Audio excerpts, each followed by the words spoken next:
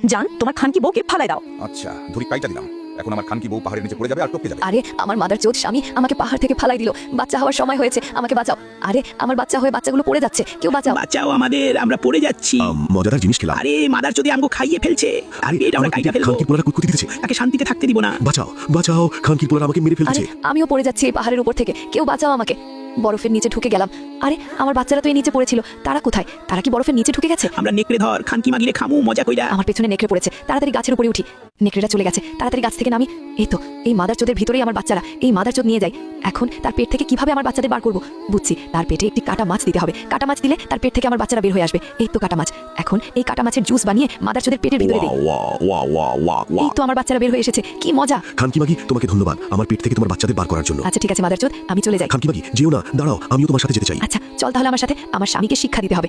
আরে আমার স্বামী চুমাচুমি করতেছে, তাকে ভয়ঙ্কর শিক্ষা দিব। তারপর কি হলো দেখার আগে যাদের কাছে আল্লাহর এই সুন্দর ছবিটা ভালো লাগে না তাদের কখনো ভালো হবে না, আর যাদের কাছে আল্লাহর এই ছবিটা ভালো লাগে এবং আল্লাহকে তুমি ভালোবাসো তাহলে অবশ্যই লাইক এবং সাবস্ক্রাইব করো। আজকে দেখা যাবে কে কে আল্লাহকে ভালোবেসে লাইক এবং সাবস্ক্রাইব করে।